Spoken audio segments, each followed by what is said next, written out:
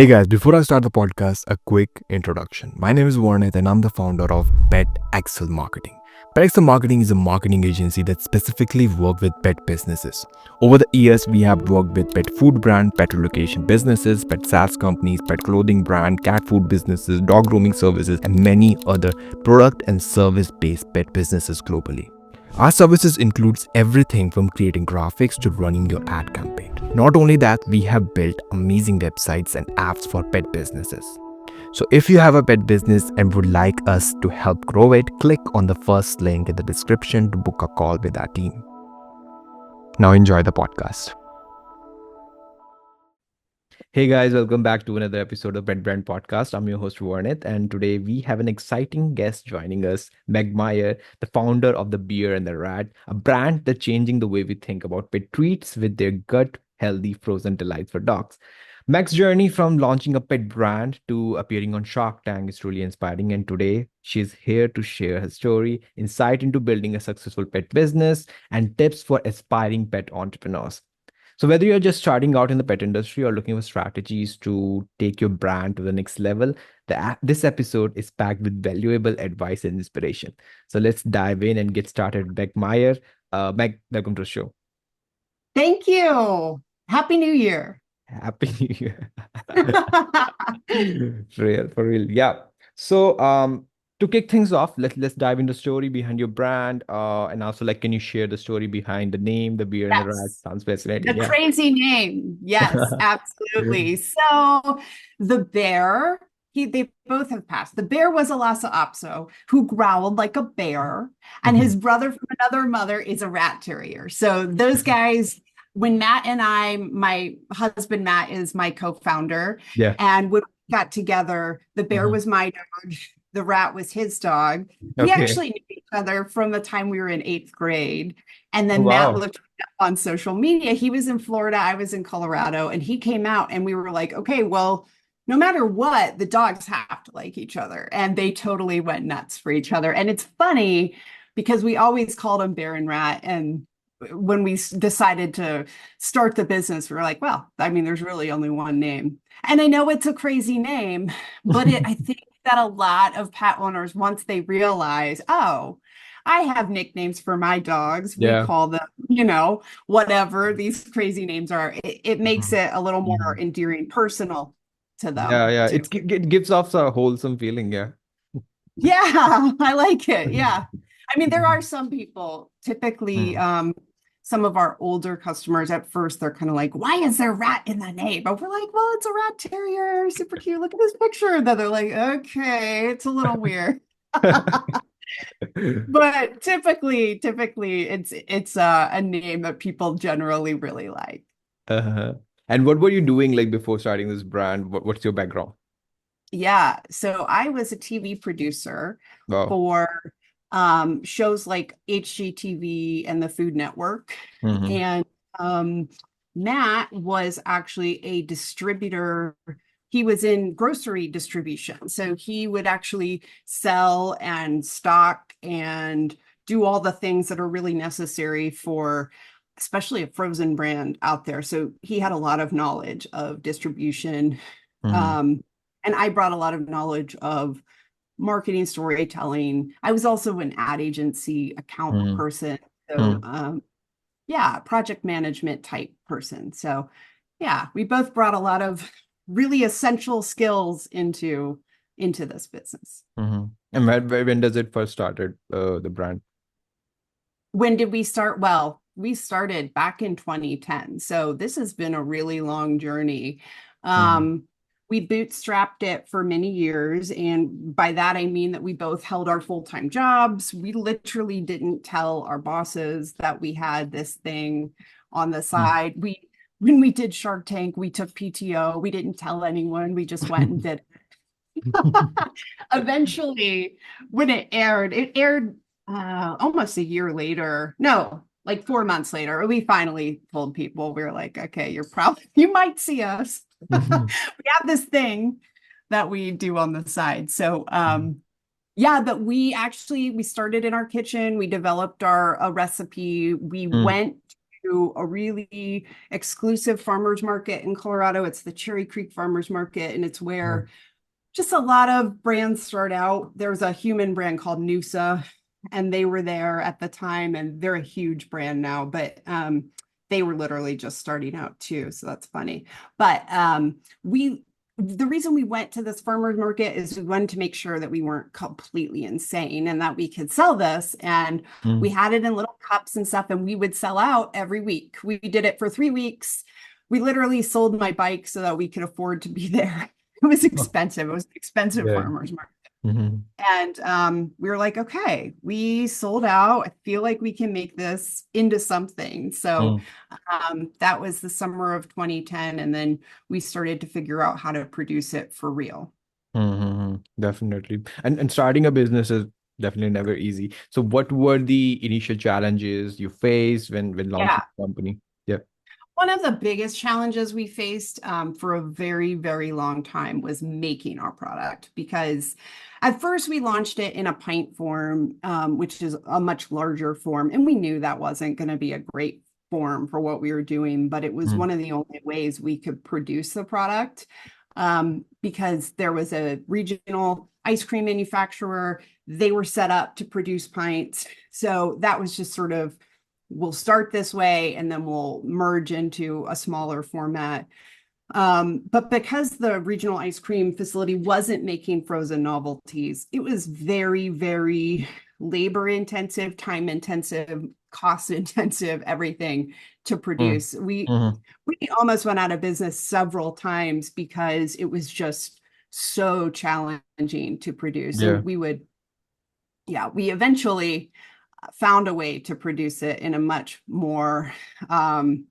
easier way, and brought on some partners. And that was the key. It's the key to us being here for sure. And what was like on that like hardships? Like what was that vision that we really want to make this work? What were your vision at that time? The vision for wanting to make it work. You Yeah. mean like why did we go out of business? Yeah. How do you mean? Yeah, like yeah. So Matt was really instrumental in kind of making this really move from we're almost in business to not because I left. I went and took on a full-time job. I was like, I don't know that we're going to make this happen.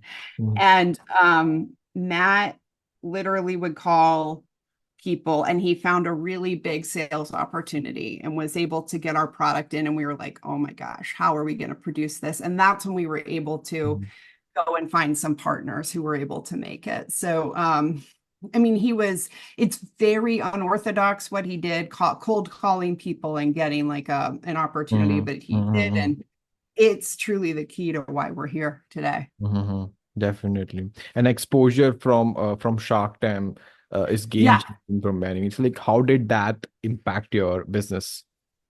Shark Tank was good for us, but it wasn't like a lot of the businesses. So because we were in Shark Tank, we were on Shark Tank in 2012. And at that point, we still had full-time jobs. We still weren't producing it in the format that we needed to. And we also didn't have any distributors. And if you're a frozen brand, you're not a real company if you don't have distributors Yeah. because Mhm.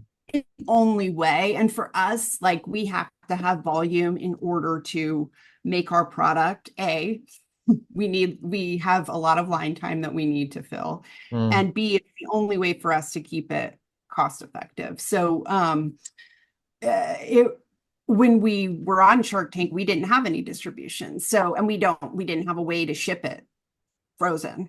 I Yeah. mean, we had people calling us, begging us to ship it. And we were like, it's going to be so much money. And we did. There were a couple of retailers in the beginning that wanted it. And so we shipped them like a case of product, maybe like 6 units of product, not even a case. And it was like $250. We're like, Mhm. here, the product's going to have to be like $40 on shelf. It was insane. So until we got distribution, uh, really a real company. But I think Shark Tank just sort of helped us develop our community. And Hmm. it helped us bring on distributors for sure. Yeah. Mm-hmm. Hey, okay, they did have national distribution, their national exposure. So Mm. let's take a shot on these guys. Yeah. Yeah. Definitely. So would you recommend Shark Tank to like other entrepreneurs? Like, Oh, for sure. I mean, there's always, especially if you have a shelf stable product. I mean, that's super. But yeah, I mean, there's no real downside to going on Shark Tank. It doesn't even matter what the outcome is. No one remembers it. There's so many yeah. segments Mm. per show, that Mm. it all gets blended in. And we Mm. didn't get a deal with the Sharks, but it's never mattered. I think it's been instrumental in helping us build a community that Mm. cares about what we're doing and that Mm-hmm. supports us. Mm-hmm. And like, what do you think? What makes the beer and the rat unique compared to other competitors in the market? Oh, yeah. I mean, first of all, we're functional. So we bring the fun, but we're also a functional frozen dog treat. So what that means is we actually collaborated with a company. Mm-hmm. Um, they're called In Clover Research. They're literally 10 miles down the road from us in Boulder, Colorado. And Mm-hmm. they're amazing. Rebecca Rose is the founder. She was a biochemist and specialized in prebiotics in her Wow. journey in her career before she started a pet brand. And Mm-hmm. so she brought a lot of expertise. So she developed this really amazing product called Mm-hmm. OptiGust, and it was clinically trialed in Australia. It's proven effective. So basically what it is, it's prebiotics. The Mm-hmm. prebiotics grow the pet's native bacteria, their own probiotics, right? So Mm-hmm. it acts as fertilizer to grow the pet's probiotics for healthy stools and less gas. And then there's 4 plant-based digestive enzymes in there as well, and that helps the dog absorb their food to the fullest. So yeah, like we have a serving of that in our product, which is really cool. Mm-hmm. And then also we're super clean. Um, so like our ingredients are, for example, like banana puree and yogurt and these prebiotics and digestive enzymes. It's just Mm-hmm. a very clean product compared to, if you look at any really most of our competitors, you'll see a huge list.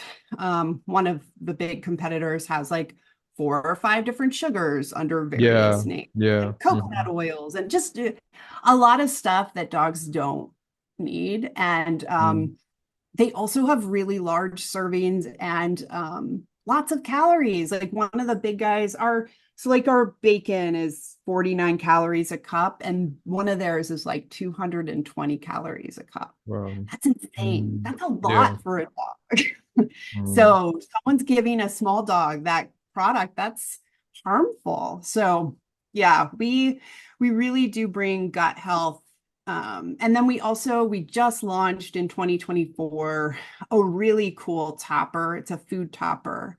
Mm. Um, it's also frozen, but the human can either, it's in single serve, so there's 6 toppers to a tray, and the human can either take it right out of the freezer and give it to the dog as a popsicle, like they can Okay. hold it for them. And so we have a goat milk version and a bone broth version. Both are Okay. so good for hydration, for Mm. adding nutrients. Mm-hmm. There's a million good reasons for goat milk and bone broth, adding them to your dog's food. Mm-hmm.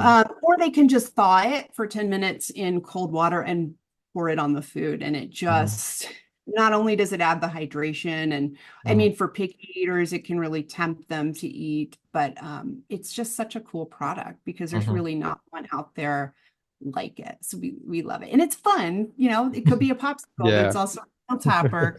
Um, so we love that. We also have a cake mix for dogs. So yeah, like I'll talk about it later. We are developing some products right Uh-huh. now that are really exciting. But Uh-huh. yeah, we bring the fun in everything that we do, but we also bring the functional. Yeah. Yeah. Yeah. And what's your most popular flavor? Like, Yeah, of our frozen treats. It's weird because it kind of it fluctuates between channel. Sometimes it's bacon, sometimes it's banana. It really does okay. depend on what Mm-hmm. channel it's in, Mm-hmm. kind of neck and neck. But and then the goat milk and the bone broth, are Hmm. kind of neck and neck too. I personally, we've been using goat milk as a staple for 10 years. So we prefer goat milk to bone broth just because it's kind of what we've always purchased, and our dogs go nuts for it. Hmm. So they love I mean, it's got so many good fats and it's so palatable that dogs just, it's hilarious to see their eyes. They love the bone broth too. Yeah. Um, yeah, we just, I don't know. The dog flavors um, truly are, it's something that we really have tested out because Matt has done thousands and thousands of demos Uh-huh. here locally, but he'll also travel sometimes too, depending on the Hmm. opportunity. But Hmm. we've just Hmm. interacted with thousands of dogs over the Hmm. years. And Hmm. yeah, we're really proud of the palatability of our products. So how do you guys like delegate the work? What do you handle and what does Matt handle? Yeah. Yeah. So Matt handles a lot of the operations and Yeah. logistics side. He also is a really good salesperson. Mm. And I do mostly the marketing, and I will do sales, but I tend to do like the back seat of sales, and Matt is really good at jumping on and pitching. So we really Mm. divide and conquer. And then we have an amazing employee named Tara, and she is our pet specialty employee. So she basically handles all of the pet specialty stores out there. And what Okay. that means is Mm. she gives them support, she gives them materials, and Mhm. she whatever she can do to support those independents and the distributors who sell to the independents, that's what she does. Okay. Great, great, great. And building the trust is essential for any brand, right? So what strategies did you use to build trust with brands in earlier? Good question. What strategies? I mean, I think for us, Shark Tank was probably a really critical element. Mhm. People Mhm. could see our story, they understood that we were truly passionate about what we Mhm. are doing and that we do genuinely love dogs. I mean, that I think comes through Yeah. with whatever we do. So I think that was a big component. And I think, people can email or, hit us up on social media, and it's going to be us talking about it. Whenever we have conversations with people, we honestly make lifelong customers because we're able to talk about prebiotics and digestive enzymes. And oh, yeah, here's what you should be adding to your dog's food. Or have you tried this? Or have you thought about that? And it just, Mhm. all of It is these the things. personalization that you bring to Yeah, the brand. I think that personalization is key. Definitely. So can you share any campaign that performed like exceptionally well? To you? Because we're frozen, we definitely do some stuff digitally. I mean, we focus on social media for sure. That's our number one focus. Mhm. But we don't do a lot of campaigns. We do geo target some stores that we're in, and we'll have an offer on Facebook, and that's been Mhm. pretty great. Mhm. I would say that's probably our number one tactic that's worked fairly well for us. Mhm. And if somebody is listening to this podcast, they want to get it started, like what advice would you give them to establish a strong presence in this competitive market? Yeah, I mean, I think the biggest thing is to know who your target is. Who are you Mhm. talking? Make sure you can validate. So you can think you know who you're talking to, but to make sure you know who you're Yeah. talking to, you can look at your social media analytics and be Yeah. like, okay, Mm. these are the people who in the last month responded to my posts. And okay, is that who I thought I was talking to, or is that not who I thought I was talking to? I think it's really important to validate with all the data out there these days. Um, Mm. it's essential, especially if you're a new brand. So Mhm. I think knowing who you're talking to, validating who you're talking to is critical. And then really paying attention to what is working, what's resonating when we're sharing information, and then doing more of that. Mhm. Definitely. And securing deals with major retailers is such a milestone. So how did you land partnership with Whole Foods and Petco?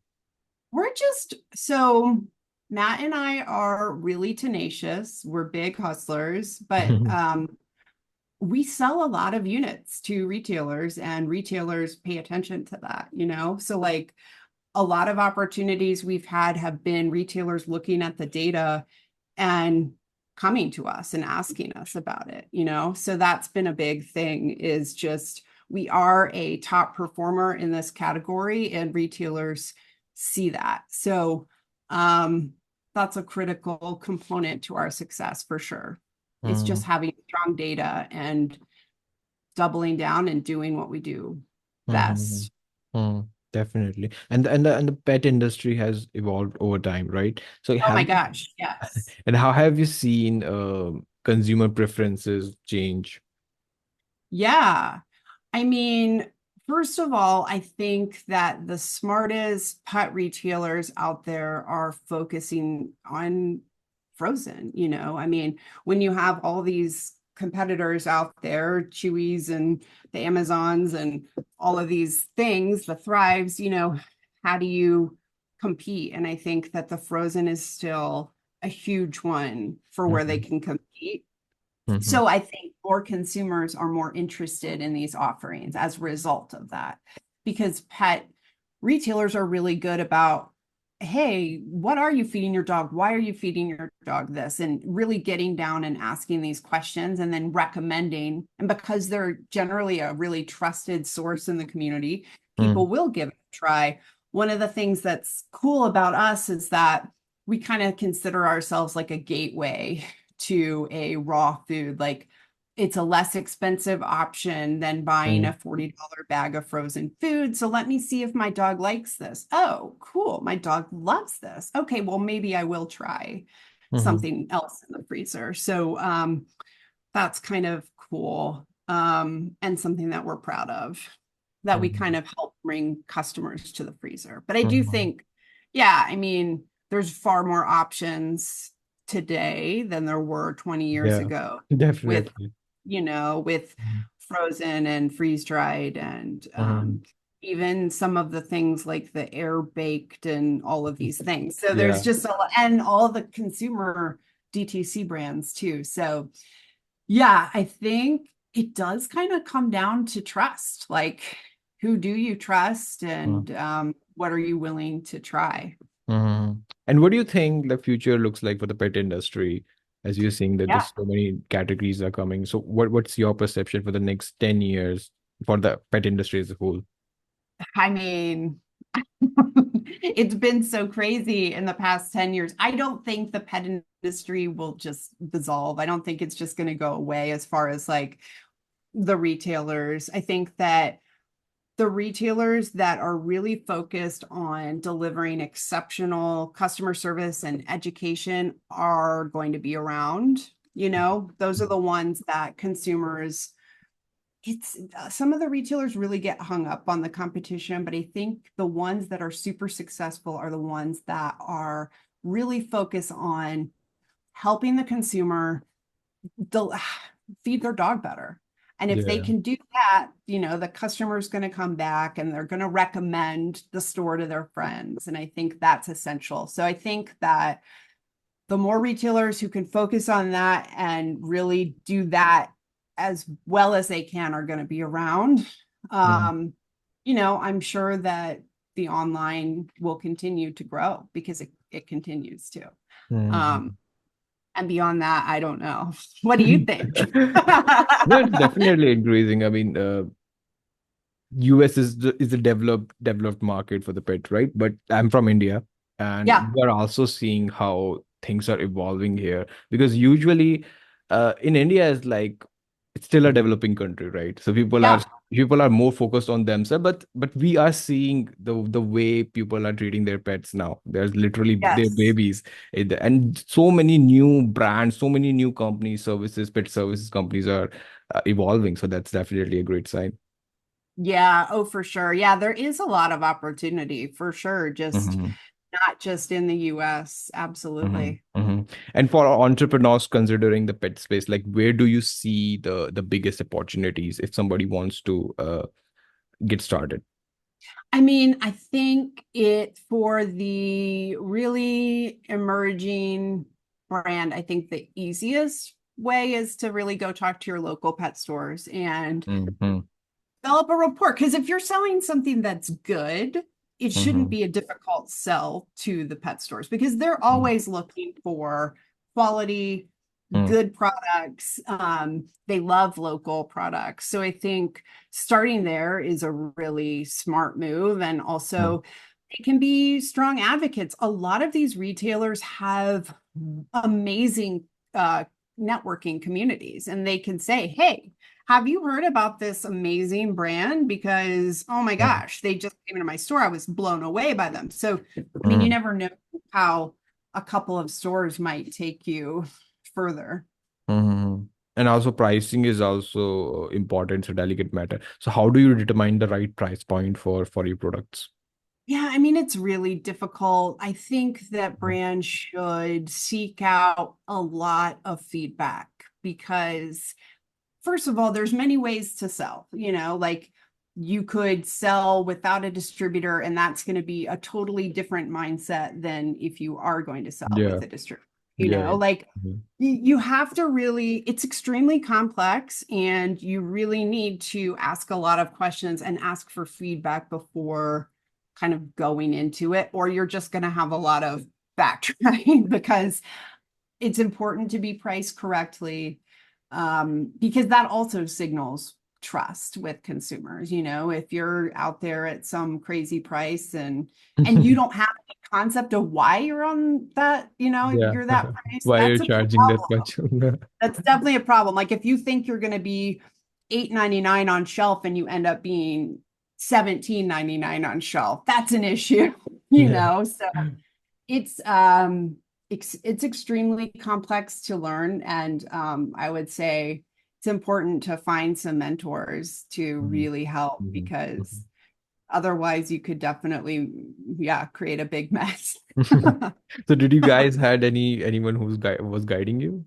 We did kind of. I mean, we for sure we made mistakes, but we are in a natural foods mecca here we're right outside of Boulder, Colorado. Mhm. There are a ton of human brands here. So we sought out, there's a lot of networking opportunities. We definitely Okay. sought out mentors in the human side of things. So, Mhm. and that really was intentional because there wasn't any sort of weird competition thing, or you never know who people know, pet brand wise. So we went outside of, our category intentionally. And also we felt like it would be good to learn from some of those people. So Yeah. um, that's why I think as the broader you can make your network, the better, for Mm. sure. Like Definitely. we have a ton of amazing people that we know in the pet channel, in the pet category. We have really good friends.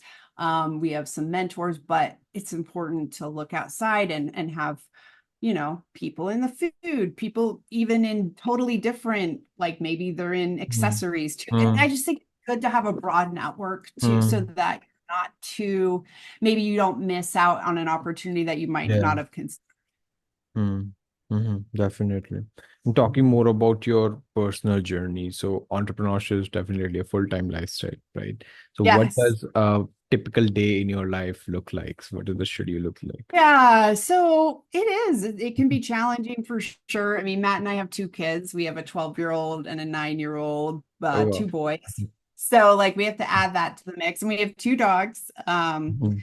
And so we definitely get up. We have to feed our kids, feed our pets, take them to school, and then we really focus. Matt and I are hyper um, focus on organization right now.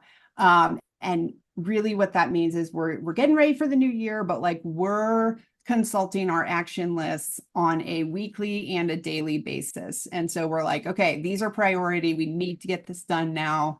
And we really just block and tackle and make sure that the things that we need to get done are getting done. Mhm. And then we go pick up the kids, and then they have a million activities, and then we might get back to it later. A lot of times we do get back and we'll respond to people on social media later, and we might do a little Yeah. bit at night Uh-huh. too. Uh-huh. And reflecting on your journey, like what's your proudest moment, proudest achievement with the Beer and the Rat? Yeah, I mean, there's a ton. I mean, Mhm. it was Definitely. really, really It's been a awesome. long time. So awesome when we almost went Mhm. out of business and then we got into a really big retailer. And I mean, Mhm. we swung the other way all under a year. I mean, that happened within like 7 months. So that was kind of Mhm. amazing. And actually, we went Mhm. profitable that year. So like it was crazy. Like talk about a roller coaster. So it's really a proud moment that we were able to come back from that dark side. Mhm. Yeah, that's probably Yeah. the proudest because it was a turning point for our company. Uh-huh. Uh-huh. And customer feedback can be heartwarming and hilarious sometimes. Like, what was the most memorable comment you have ever received? Yes. Oh my gosh, there's so many. And Matt is the master at this because he literally, oh, so that day in the journey, like Matt, if you literally call our company number, you're going to get Matt. We still do that. We still do that because Matt Mhm. is amazing. Mhm. And he loves to talk to our customers. And I think Yeah. that's another critical Yep, yep, reason yep. that we're Talking to the successful. customer and having that raw knowledge, like what exactly how our products are performing. Yeah, because so with the frozen product, there's always going to be some issues. Like you're never not going to have a product that doesn't melt. Like there is going to be some things out of your control that happen, and the way that you deal Mhm. with them is critical to the success of your company. And we we have a very tight supply chain, but like once we send out a truck that's at -10, and we can track that it's at -10 all the way. But once it gets to a distributor, it then has to be on distributor trucks and it has to go into a retailer's freezer. And there's a lot of things that could go wrong in between those two Mhm. things. So, like, Matt is able to take a customer complaint and almost always turn it into something awesome by the way he handles that call. So, anyway, I digress. Matt is the best customer service person ever. So, like someone will call, they'll leave us an email at 10:30 at night. Matt will fire off a response really quickly. It's truly amazing. But I mean, we've gotten so many cool Mhm. responses over the years. One of the ones we just got like a couple of weeks ago was a woman who has a kid who has asthma, and she has to have breathing nebulizers, and it's like this whole thing. Well, she hates the breathing nebulizers, but if she's able to take a Baron rat cup and give it to the dog while she does the nebulizer, Mhm. she's like super calm. And it's almost like a treat for the daughter to give her dog the Baron rat cup, and it really calms her down. So I thought that was really cool and heartwarming that that's something that's happening out there. It's the bond between the human and the dog, and it's calming down the human. I mean, it's Mhm. amazing. So, I mean, that one really sticks out. Mhm. Looking ahead, like what's next on the horizon for the Beer and the Oh Rat? my gosh, we have some really cool products that we are hopefully launching this quarter. I think we're going to. Mhm. We're pretty close. Mhm. So, they're shelf stable. We are going into shelf stable, and we're very excited. I mean, it's a big step for us what we're doing, Mhm. and I think it's gonna be pretty great. So stay tuned. Check out our Instagram, hopefully our TikTok and all of that. But yeah, no, we're excited about it this year. It's gonna be a Mhm. good year. Mhm. And last question from my end, Meg. For entrepreneurs struggling to find their niche, so what one key piece of advice you would share?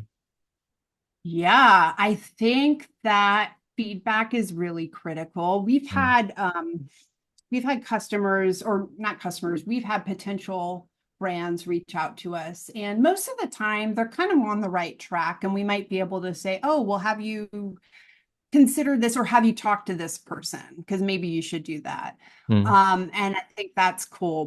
So I think talking to people is really, really important, and getting as much feedback as you can. But sometimes we'll talk to people. This has happened twice where a brand will come to us and they have like a really serious issue going on, like a 2 day shelf life. And it's like, okay, I'm here to tell, like, that is not, you cannot have a 2 day shelf life on a consumable product. Like, you're Mm. not, you need to tweak this immediately or there is Yeah. no chance, you know?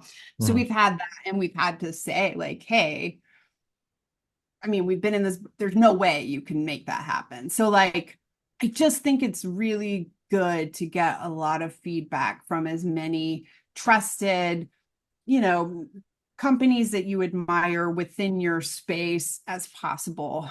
Because the network opportunity that it could potentially, maybe you find somebody who really, really puts you on the right path, Mm. or maybe you hear something that you need to tweak or pivot in order to get on the right track.